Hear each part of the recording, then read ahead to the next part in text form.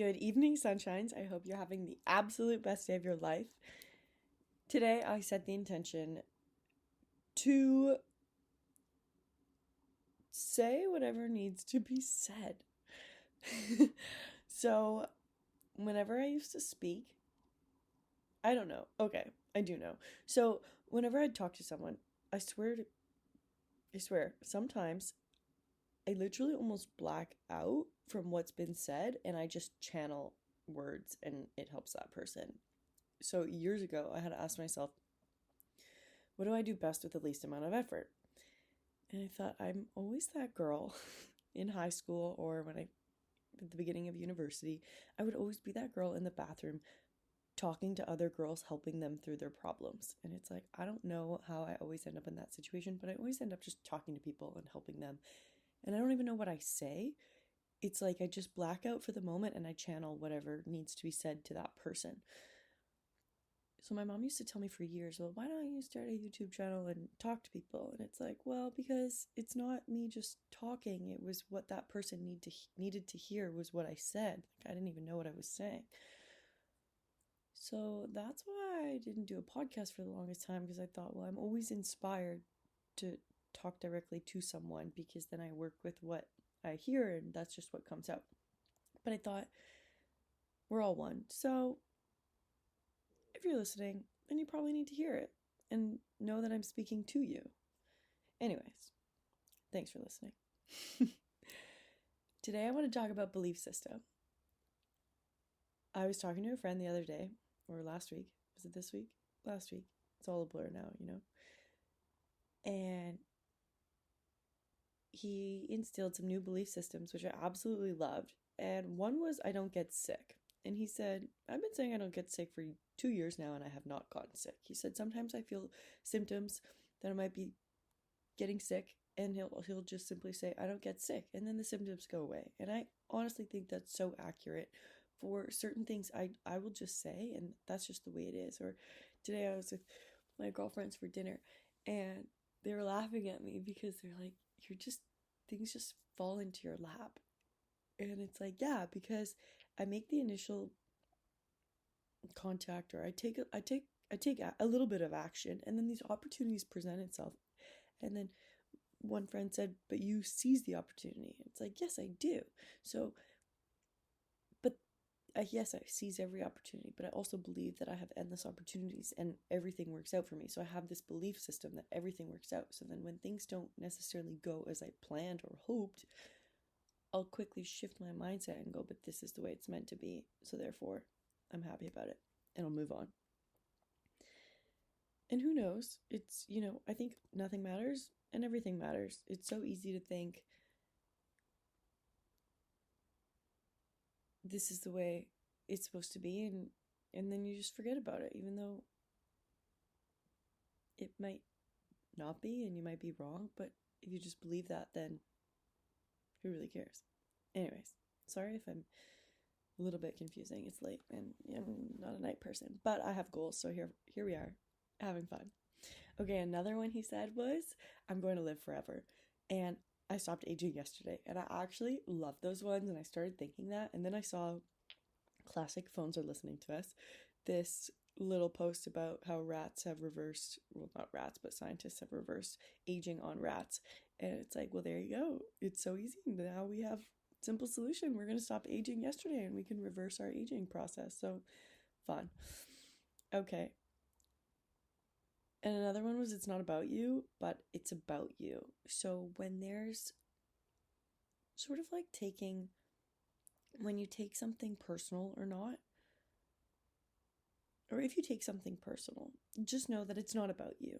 Somebody might be expressing something that's totally about them and it really has nothing to do with you.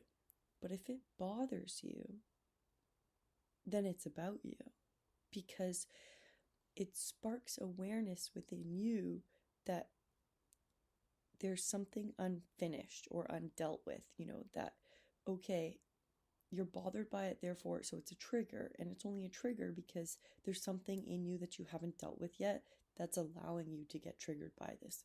Because once you simply couldn't be bothered by it, then it's truly not about you, and it doesn't matter. I'm just reading, so I've been making notes throughout the week, things that I want to discuss. Oh, there's so many good things. One thing is, so this conversation with my friend went hand in hand with what I've discovered is I have a fear of death. Not that I'm going to die, but that I could die young without living a life that I'm proud of my life, so I've already achieved that, but without like a fulfilled life to the extent that I imagine. One, yes, that's silly, I know that, but it also gives me a sense of urgency, which I think makes me as productive and efficient as I am and ambitious. So there's ways that it serves me, and then there's ways that it hinders me. But then this new belief system of that I'm going to live forever has now counteracted that belief system. But I think that there's benefits to both of them. One, to know that, okay, you're going to live forever, whatever, live a couple 100 years, whatever you want. There's time to do it all, where sometimes it holds me back because I'm doing so many things that I don't want to stop doing something, because I always think, well, what if I die? And in the best way possible, that I do live every day. I sometimes could live every day a bit more like it's my last, but for the most part, I'm pretty good about working hard to do what I love.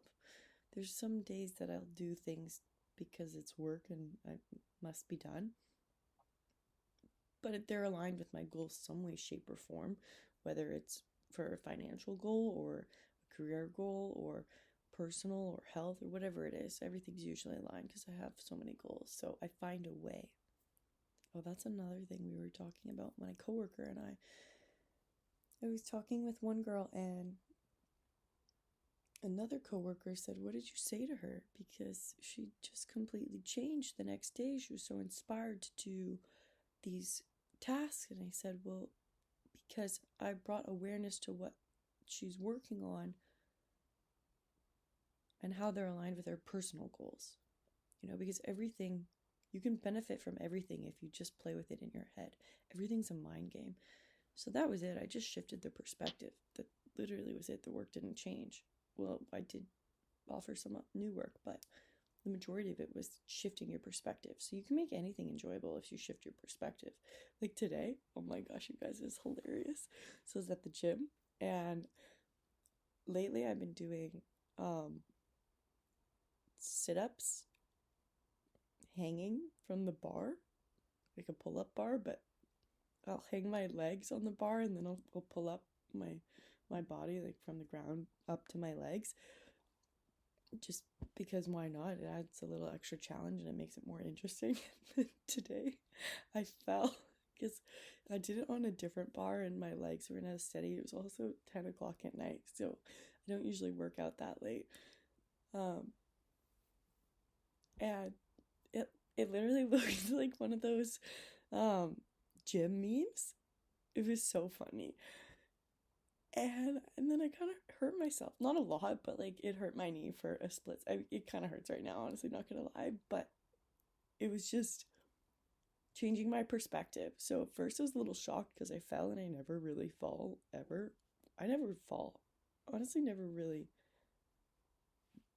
do anything like not wrong, but I don't usually make mistakes at the gym. I wouldn't even say that's a mistake. It just made me laugh. But it's now shifting my perspective. So I've been listening to David Goggins a lot on audiobooks. And he's running on broken legs and broken feet and blood dripping down his legs and just everything. So I was like, okay, Sky, you gotta scratch. Just relax. And then it actually made me kind of happy because I thought the last time I actually probably got injured, not injured, but had scratches or whatever, was from my field hockey or soccer days back in elementary or high school. And I thought, well, I haven't been pushing myself hard enough then that I haven't been getting injured.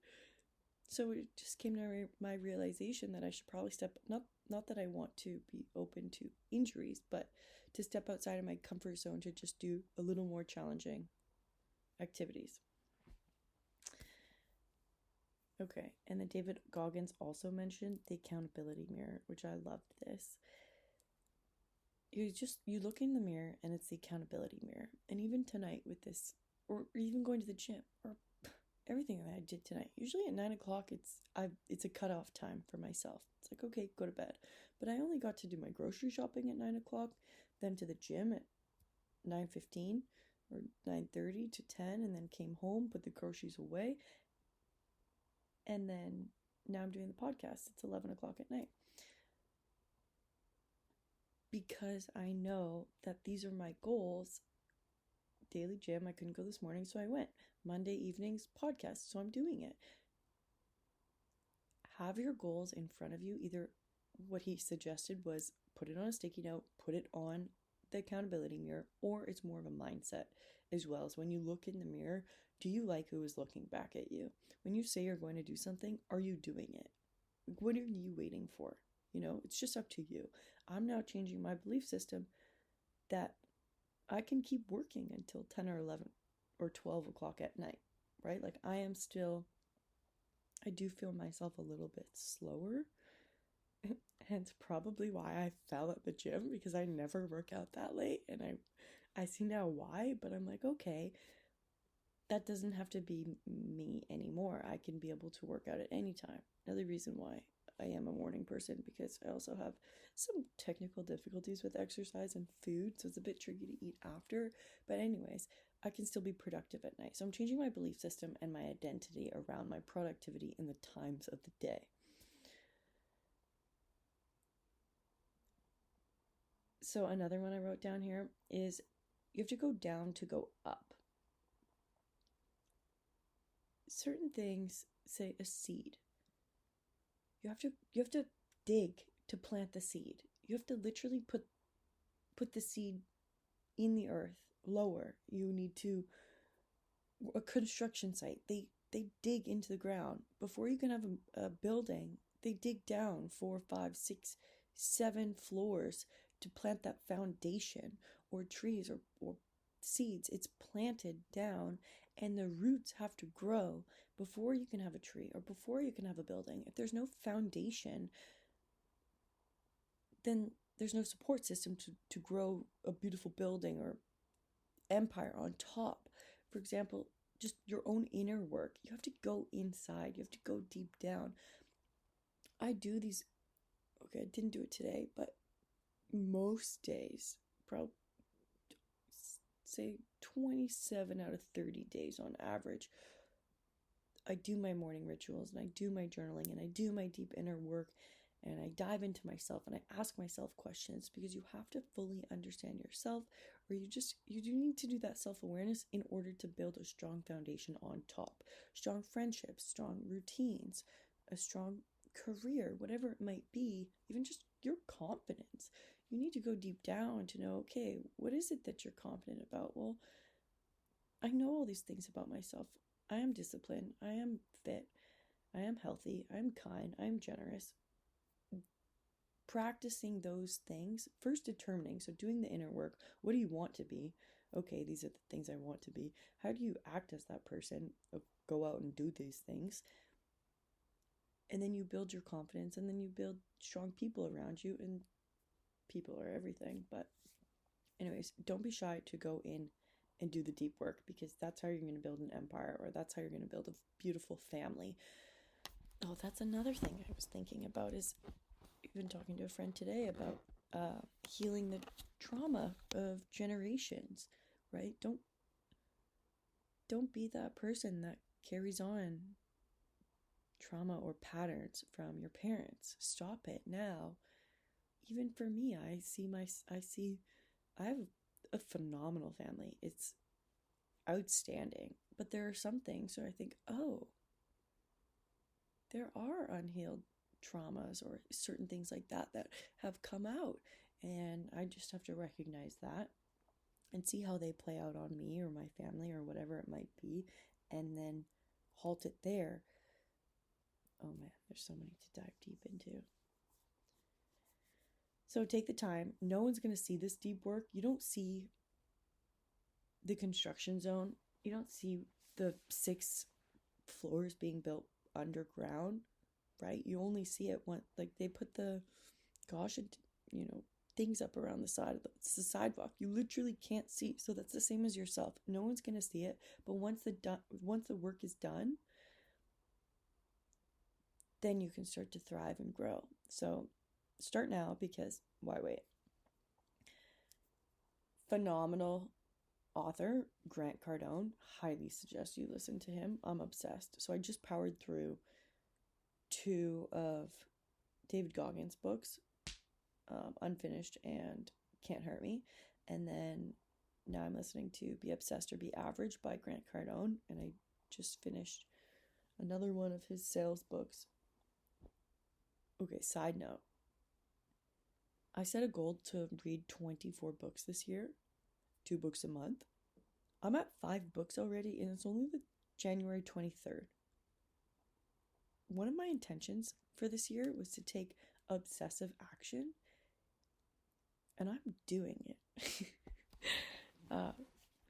My point in that is that once you actually just make that decision for yourself, you will surprise yourself. I'm wondering where I got all the time to power through 5 books already in 23 days. This is absurd. I before maybe listened to 12, 15, 17, 18, 19 max books a year. That's all I could get through. I'm almost at 6 right now. I'm on another one of Grant Cardone's. Set your intentions, believe that it's possible, and then boom. I'm thrilled now. I'm already basically a quarter through the year of what my goal was, wondering how many books I'm going to get through by the end of the year. Now, I don't waste time driving. I don't worry about traffic. I actually think, oh, good, then I can get an extra half an hour of my audiobook in, or when I brush my teeth, or when I take a shower, or when I'm doing my laundry, or when I'm making dinner. When I'm doing all of those things, I'm listening to books, and I'm powering through 2 hours, perhaps on average, a day. It's phenomenal. Anyways, Grant Cardone. You should listen to him. I really like those 2 authors, Grant Cardone and David Goggins, right now, because they have fantastic voices. They're very compelling and easy to listen to, and you stay engaged. So I highly suggest you do that. One thing Grant talks about a lot is balance, which is also challenging my belief systems, because as a yoga instructor, the whole thing is about balance, It's all peace, love, namaste, balance. So I used to think balance. Now I'm trying out, I think it's important to try out different extremes. I've eaten meat before, and then I've also tried raw vegan, and right now I'm happy with where I'm at. I'm a vegetarian, and I eat dairy sometimes. My body's good. It's thriving. So now I'm challenging different systems or habits or belief systems, which is balance. What is my balance? And also, excuse my French, fuck balance. Try it out. See what's the extreme you can go to? How does that work for you? Right? Like, is life a marathon, or is it a sprint? Everyone says it's a marathon, but my patterns are a sprint. And maybe it's not what's best,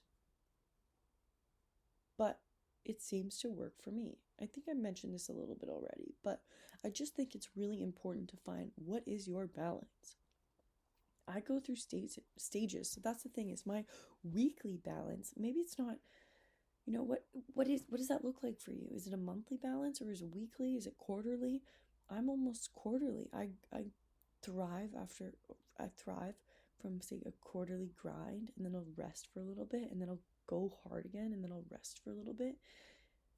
Even socializing, I'll pack like 3 weeks of seeing people all day, every day, and then I'll go swing back to the other way and go, okay, I need time alone, and I'm going to be alone. After work, I still go to work every day, but in the evenings, I'll be busy with myself, or I don't know what it is. discover it for yourself. Figure out what your balance is, but think outside of the box. That's my point. Is I don't even know what yours could look like, but I'm challenging my balance right now to see, say, as I mentioned earlier, my working hours. I used to think after 9 o'clock at night should go to bed, but it's like, well, maybe I can keep working till midnight, wake up early, and maybe it's a month of that, and then I rest for a weekend, or I take a weekend off, or something like that. I personally find that even for my fitness routine, I don't need a day off a week. I might go for 2 weeks and then take a day off at the gym, or I might go for 2 weeks and take 3 days off at the gym. Do you know what I mean? Yes, I have a routine. I go to the gym Monday to Friday, and then I do outdoor fitness Saturday and Sunday. So I find I actually don't need, say, a rest day, because what is a rest day? I think that the 24 hours in between one workout to the next workout is a rest day. Like, it's 24 hours. That's plenty of time. Just do something else. So that's another thing to consider. How can you switch up your routine so you still have at least that hour of activity? Because it's so much more than for your physical body, it's for your mental health. How can you incorporate 5 to 7 days of a rotation so that you have rest days, say from leg day? Maybe it's a whole week until the next leg day. That's plenty of rest. Except for I like to run in the mountains, so that engaged my legs, but I don't consider it as a leg day. I don't even consider it as a workout. I guess that's my rest day. But find a routine, level up. I think we're all underachieving for ourselves, including myself. I think I can do so much more, and I don't even know what my potential is. Hence why I work so hard when I get in this zone and I grind, and then I rest and I'll take some time off, and that's great. But when you're working, push yourself to see what are your limitations, and are they just your mind? Is it your physical body? Is it your friend group? Is it your family? Who is having influence on you, and how is that affecting you? Okay, all in all, reflect. That's what it always comes down to. Do some self-reflection, personal growth. Open up your journal, answer questions. All of these books that I listen to, they all provide journal prompts. Say, write down your goals. What are your goals? What makes you forget to eat? It's like, oh, that's a really good point. I forget to eat when it comes around events. I forget to eat when I get in the zone. Like, I truly do. I forget. And then I get home, I think, did I eat today? Most days I ask myself, what did I eat today? Because I eat and then I forget that I ate because I'm just so focused on what I'm doing. So my intentions for this year are tunnel focus and obsessive action. It's actually been really easy to take obsessive action. I feel a lot more confident about telling friends that I'm not drinking or I'm not going out, because I have work to do. I really do. I have a lot of work to do because I have a lot of goals. I have work, and then I have my personal career, business, and then I have friendship goals, which I consider work. I have fitness, which I consider work. I have health, which I consider work. Everything is work.